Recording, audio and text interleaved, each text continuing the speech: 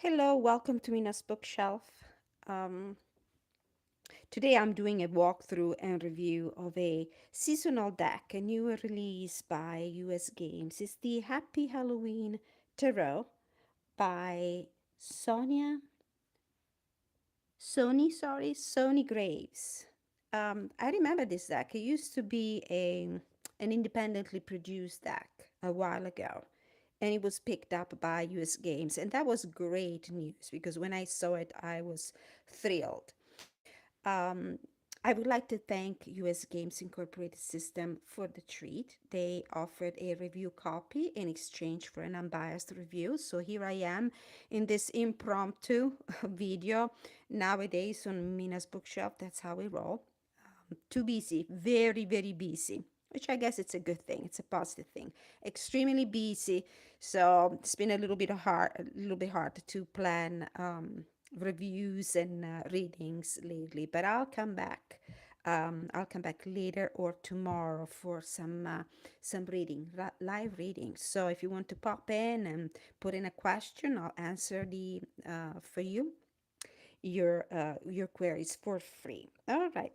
If anybody stumbles upon this video, please let me know if the quality of the video is good, is acceptable, if you can hear me, if you can see me.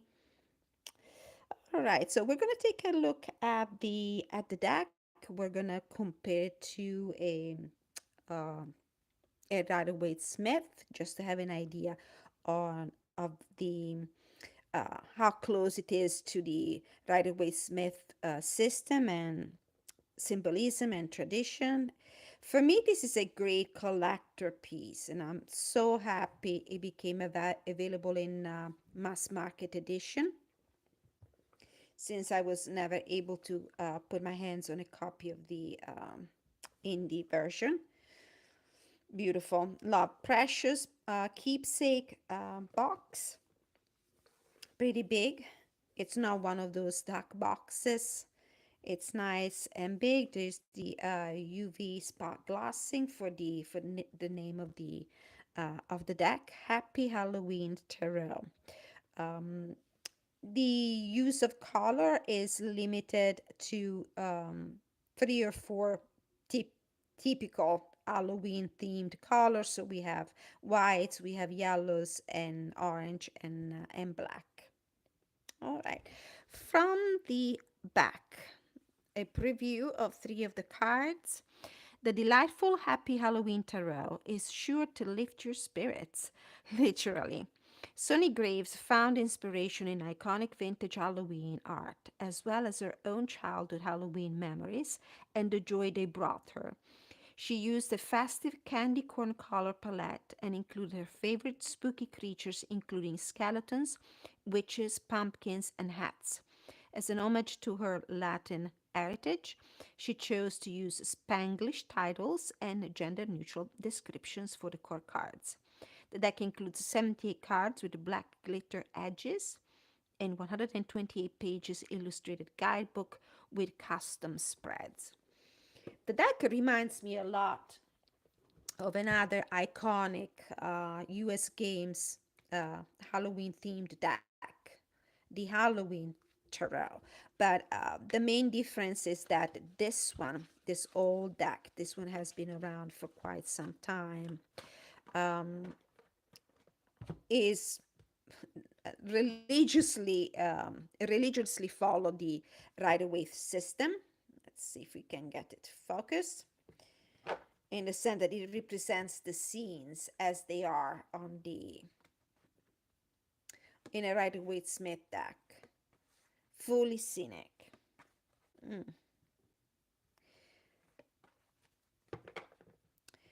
We'll take a look at this one. We'll see what the differences are. Okay, I feel like my camera is not focusing. Let's see, there's a little bit of delay. All right, let's open the box. We have a beautiful spider web here lining the inside of the box. Really pretty.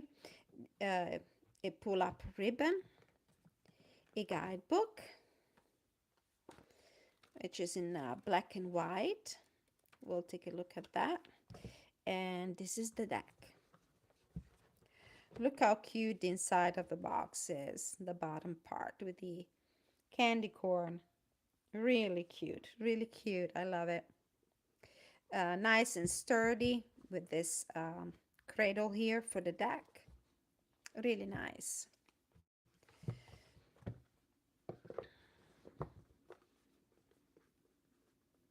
Let's see if we can put the box here.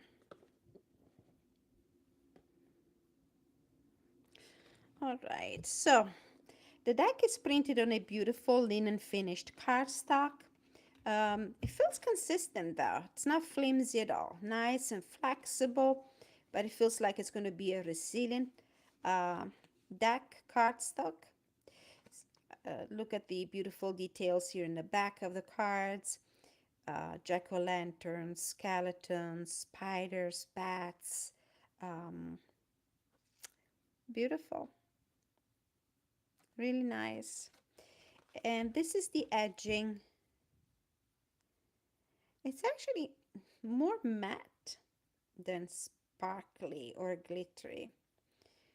Maybe because my lighting is not very good right now, but I don't see the glittery part. And I actually like it this way. This is like a very dark gray, like a charcoal gray. Beautiful. The deck is not in order anymore. I've been playing with it since I received a copy. So it's not in order, and we're just going to look at the cards as they in the order they are, and we'll just discuss card by card. Hopefully this is in focus. um, I don't think there is a rhyme or reason for the selection of colors for each of the cards, in the sense that the choice of orange, white, yellow, or black as a background is not actually intentional. I don't think so. This is a great deck for collectors. I think it has a pippish quality for the minor arcana. So let's take a look at this beautiful card, the world. Really nice. And of course, we're going to see a lot of jack-o'-lanterns,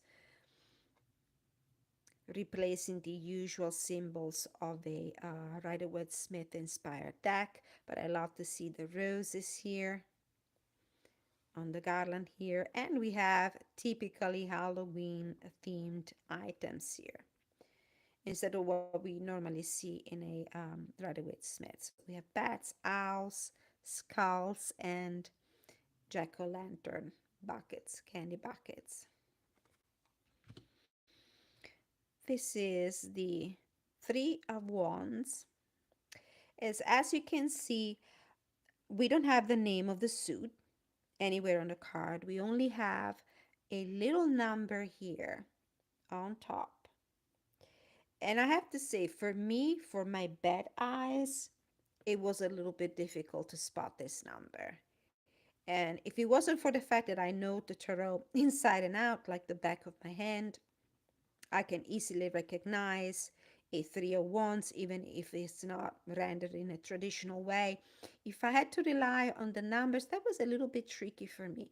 This one is okay because it's a white number on a black background, but there are other cards where I had a little bit of a challenge understanding what the number was. And for somebody who's not used to the still finding their way around the Rider-Waite system, and they're not used to pippish decks, this deck might be a little bit of a challenge, but we love a challenge. That should not discourage you from taking a chance on this deck. Here, for example, we have a Nine of Swords. The 9 here on top, and this little bat. And this is probably the only card in the deck that portrays an actual human. instead of the usual black cats and jack-o'-lanterns and other inanimate objects. So we have the anxiety card, the nightmarish card here, the Nine of Swords. Pretty nice. Here we have, oh, I stand corrected. The Queen of Wands reminds me a lot of the Good Witch from Cinderella, or one of the godmothers from the Sleeping Beauty fairy tale, the Disney version of it, of course.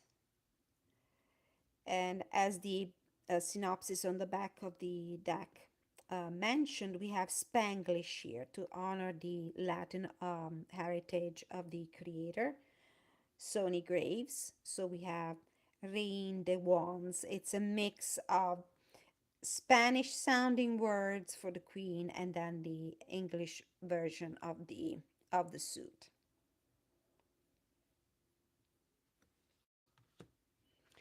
Then we have the Hangman, one of my favorite cards, and I love to see the bat sleeping here upside down.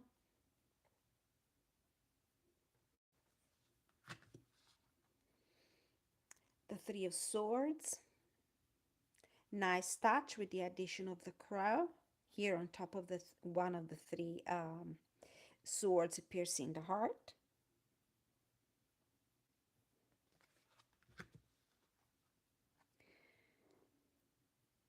Here we have a Two of Pentacles, skeleton trying to keep its balance and holding up two pumpkins on top of each other. But here the pentacles appear, so they might you might need a little bit of time to spot them. You need to pay a little bit more attention. But here it is, the Two of Pentacles, and there's no doubt about the meaning of the card, even for somebody who doesn't really know the system that well. The Ace of Swords, another beautiful card.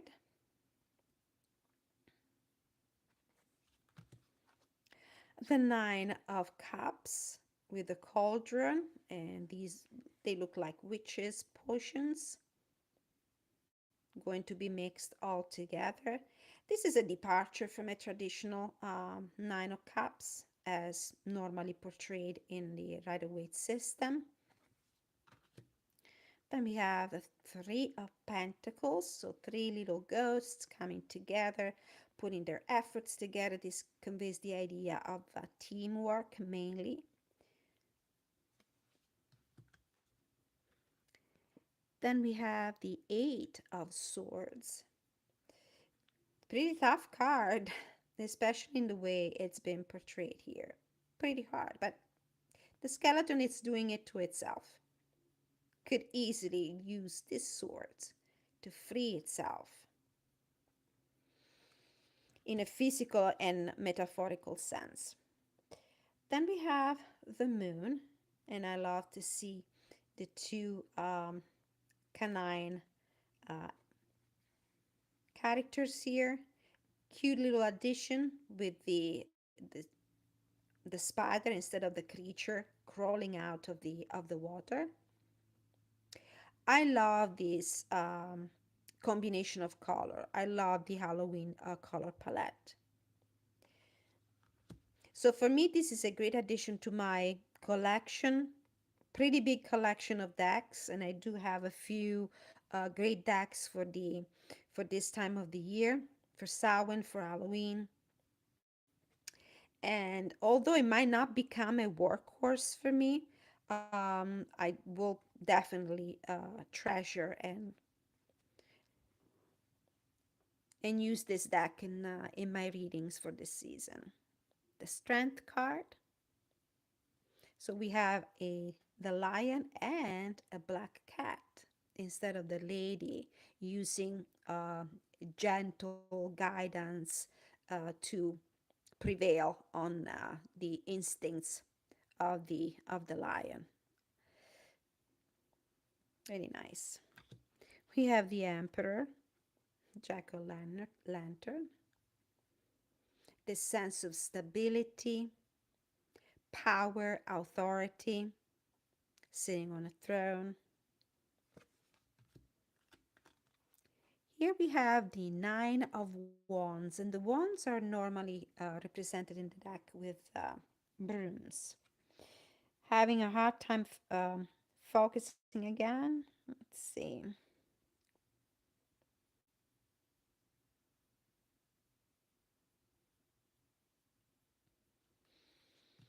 The Lovers, very cute card. I love the way it's been done with the red thread connecting them. There are actually around the world some folk tales and some myths and tradition that speak about a red thread connecting the souls of two lovers, of soulmates, twin flame, whatever you want to call them. So it's nice to see it here.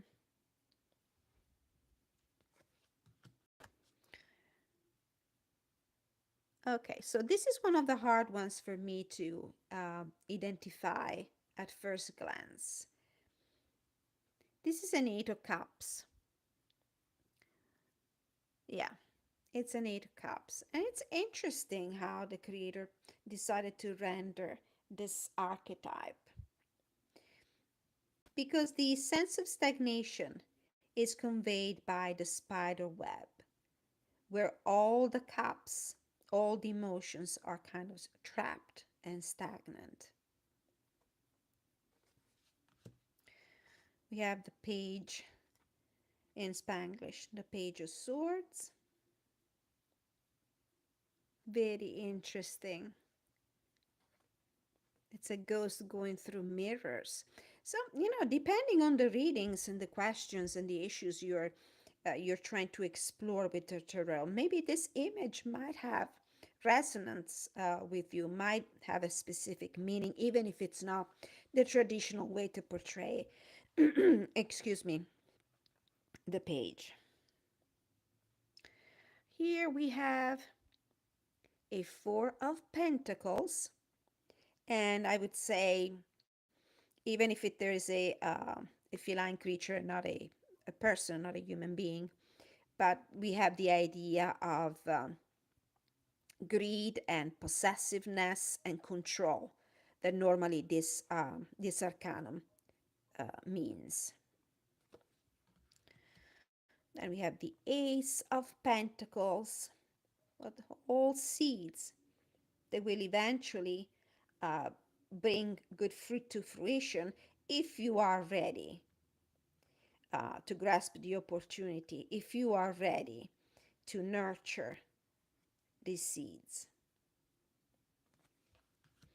We have a beautiful Tower card. I really love it. Beautiful. It's the Witch's House.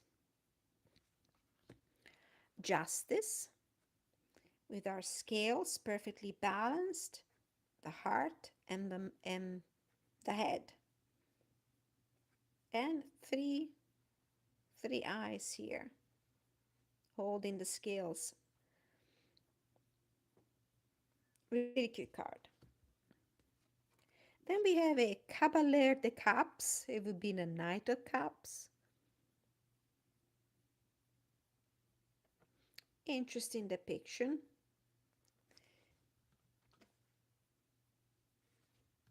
The Devil, tempting you with this bucket full of candy.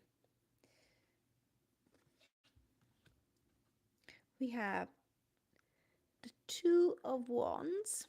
That's another one, another number that is really, at least for me, really hard to identify.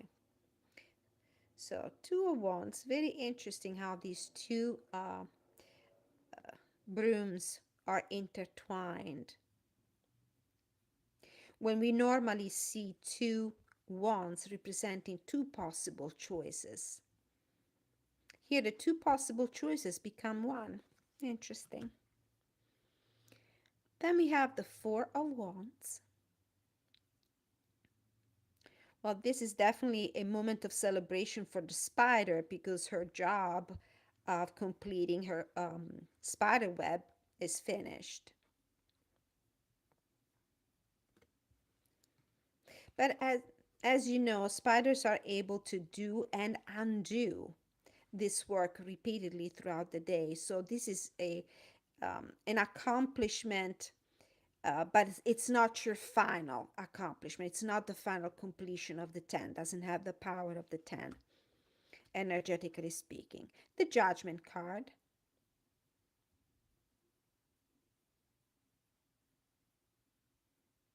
Love to see the coffins and the skeletons coming back to life for a second opportunity. Beautiful Two of Cups.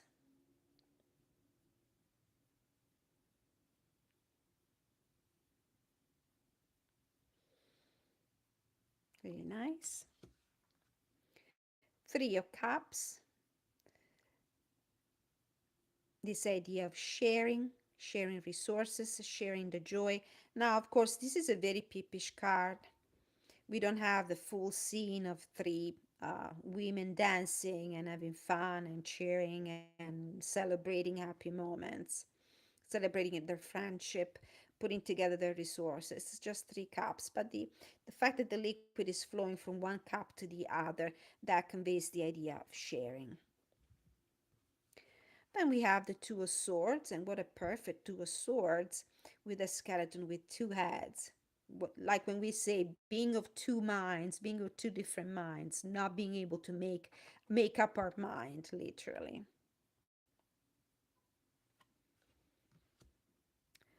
Here we have the Five of Pentacles, literally being under the weather, not feeling 100%, not feeling up to par, up to speed, not feeling adequate, um, going through a hard time.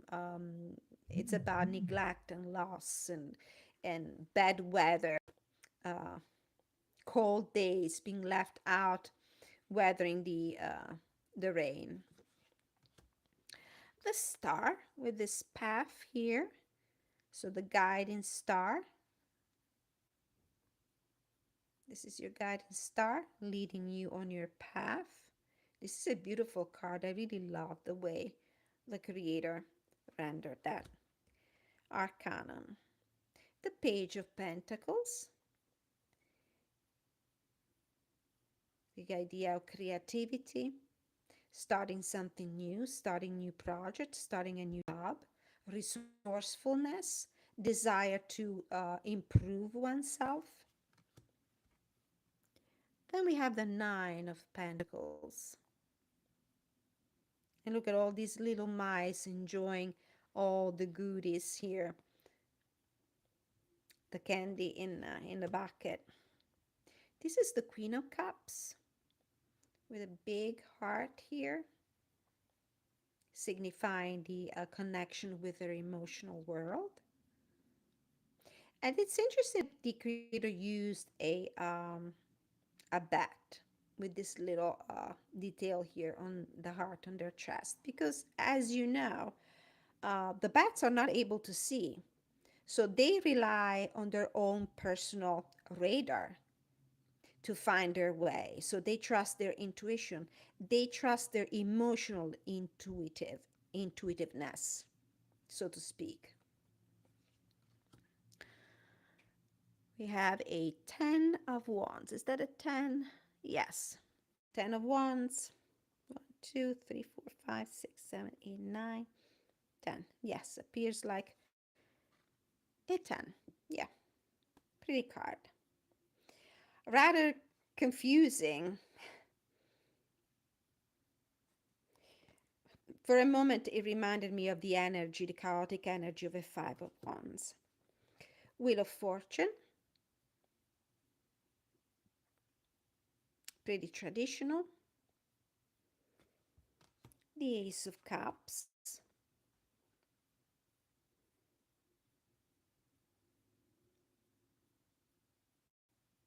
Very nice. Oh, I love this one. This is a 5 of Cups one of the vessels that contained the potion broke. Only one, though. And this ghost seems to be pretty distraught, and it doesn't consider the fact that the other four um, vessels containing the potion are actually intact. The ghost is focusing on the loss rather than on what they still have. The Chariot, it's a cute card. The Ace of Wands, pretty nice. I like that the wand is actually a paintbrush, because the idea of creativity is even louder this way. Then we have the Six of Swords, um, getting through some hard times, moving towards an improvement, a better situation, transitions. So we go from the coffin to the afterlife. And we have the Seven of Wands. Interesting how all these chains are connecting the six wands to the seventh wand. This is very pippish as a card, and so is this one with the Seven of Pentacles. I don't really see the main meaning of the card as it is represented in a traditional RWS in this card, but cute all the same. Seven of Cups. But at least we have different kind of potions to choose from. Seven different options, emotional options. And we have the 10 of coins, 10 of pentacles. There's an abundance of candy. Oh, temperance. This is really nice. Love it. We have the 6 of pentacles. It's very giving, this owl, because this owl is flying and at the same time is dropping candies for whomever is on the bottom, ready to catch them. This idea of receiving material help. This is the Queen of Pentacles. Look how she's carrying all the goodies in her basket here, and she's surrounded by abundance.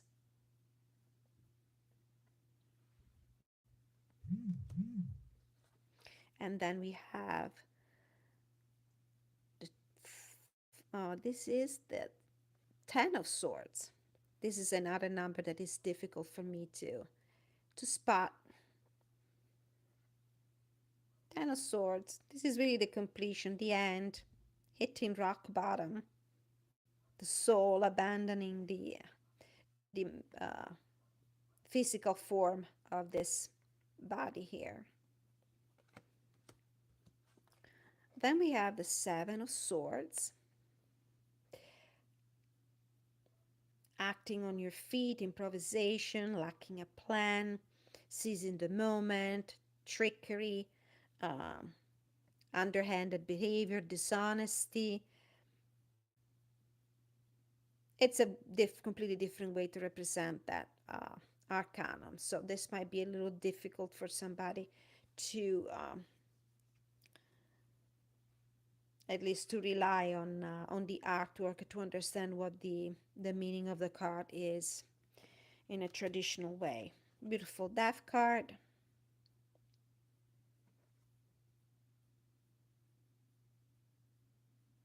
Trying to avoid the reflection here of the light. Then we have the King of Wands. It's a wizard with a crystal ball. Very interesting. It almost reminds me of a high priestess, though. Caballero de Pentacles. This is the the Knight of Pentacles, working hard, carrying weights, very balanced.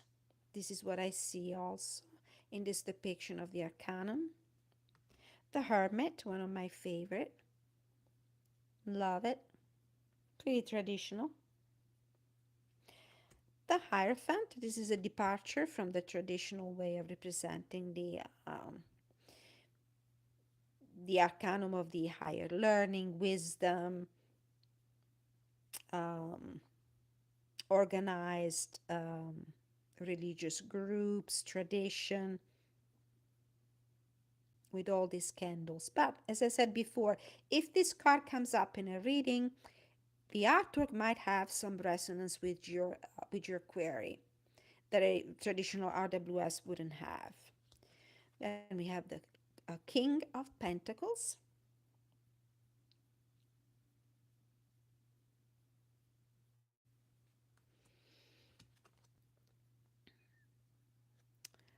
This is the Ten of Cups.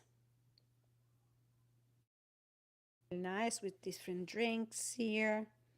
Very positive card, positive energy.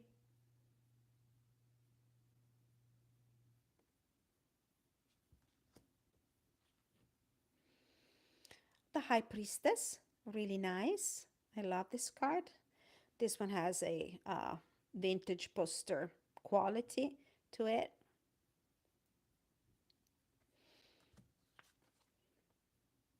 Eight of Wands.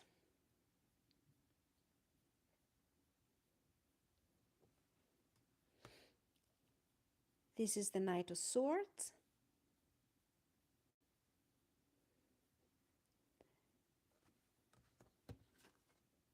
The Page of Cups. Jack in the box. One of the ways to read this card is the surprise card. Pleasant surprise. So I really like the way it has been done. I'm thinking about this this Knight of Swords. I mean, the arrow conveys the idea of focus and hitting a target quickly in a very purposeful way. I had to think about it a little bit before making the connection. Here we have the Eight of Coins. Hard work, repetition of an action, dedication, attention to details. Great card. We have the Sun.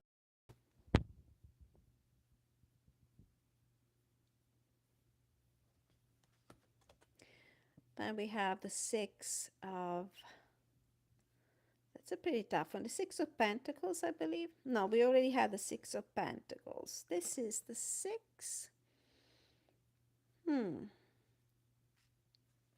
Six of Cups, maybe? Yeah, it should be the Six of Cups.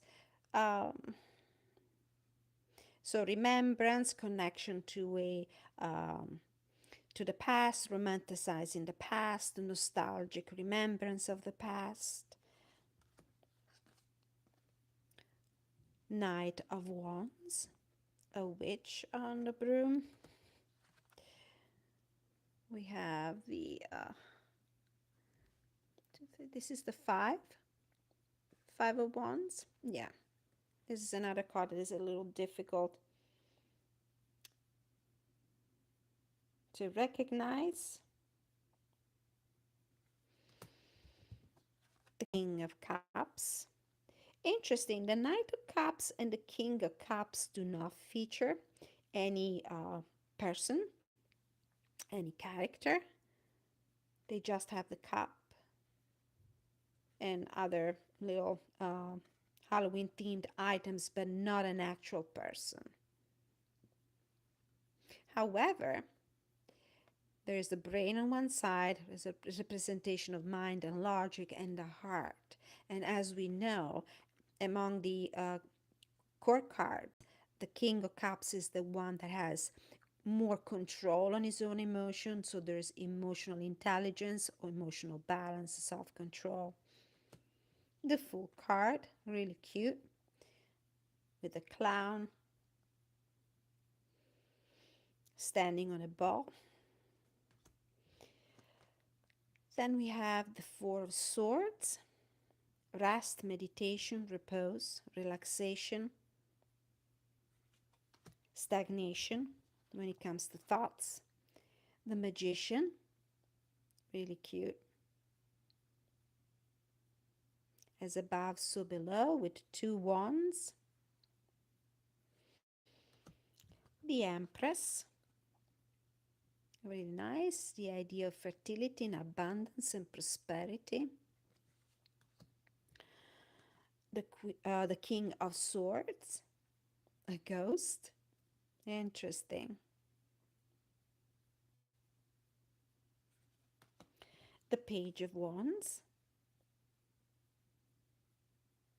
Very interesting. We have a witch. Could have easily been also a queen. Actually, would have preferred this is a queen. Oh, I love this card. This is the Four Cups. Completely different from a traditional Four Cups in the RWS system, but really pretty card. Really pretty. We have the Five of Swords.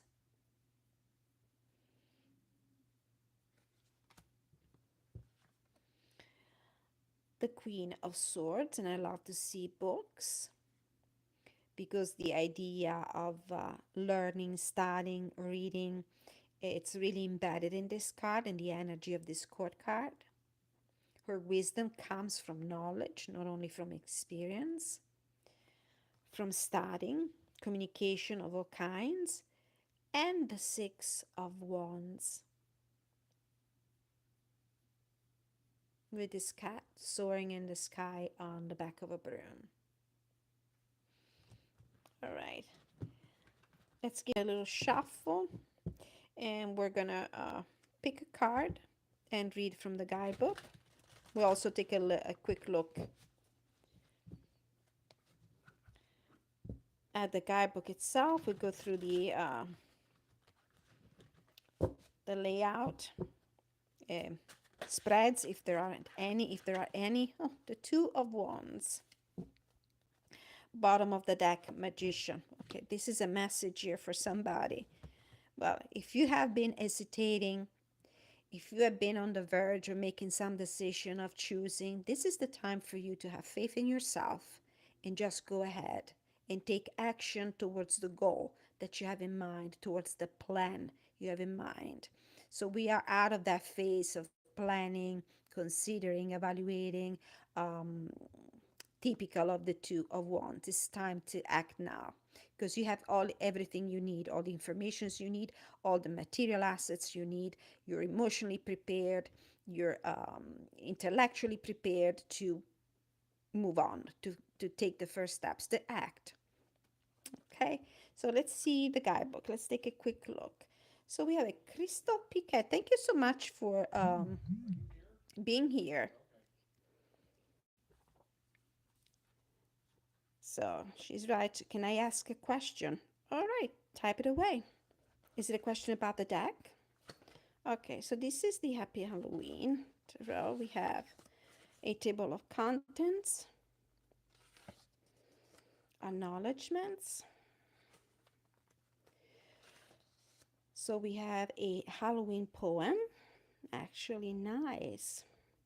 The pumpkins be grinning as swift bats take flight. So we go into the introduction, and I do believe that there is a clarification here on the way the creator used Spanglish instead of English or Spanish for the court cards. About the guidebook, about the deck. This is the traditional part about the how to use the cards. So we go into the card themselves. Black and white thumbnail. There's more than a page actually, a page and a half with the write-up. Let's see for the minor arcana if there's less. Yeah, no, I would say the same. It's about a page and a half for the for the minor arcana. Let's see if in the back we have any spreads. And we do. There are spreads here in the back. The Frightful Good Time spread, the Speak to Spirits spread, and the Recharging spread. E poi Bob, the creator. Soni is a Chilean American who immigrated to the United States with her mom when she was 8. She is an only child raised by a creative and loving queer single parent. Because of life circumstances, Soni often lacked physical stability in her life, yet she always had a wild imagination, and she really put her imagination to good use with this really charming deck. So let's read from the guidebook the Two of Wands and the Magician card. Two wands strategically join forces for one great cause, but with so many options on how to use their newfound power, which talisman will they activate first? Thankfully, because they planned ahead, they feel safe to explore and take their time conjuring their perfect magic. Our idea is being fortified, and validated by our peers or by our growing confidence in ourselves. And this is why we have the Magician card here, because this is an expression of self-confidence, believing in your gifts, believing in your skills, believing in your power to translate dreams, plans, intentions into reality. Um, and then we have a couple of questions here on the bottom that you can use as prompts to help to guide you in meditation or journaling. All right, really nice. I really like this deck. As I said before, maybe not exactly a workhorse for many people, especially if you're used to the fully scenic images of the Rider-Waite-Smith system, but certainly a hot item for your collection if you're a collector. All right. So thank you so much for being here. If you happen to stumble upon this video, let me have in the comment section your feedback about the deck, if you like it.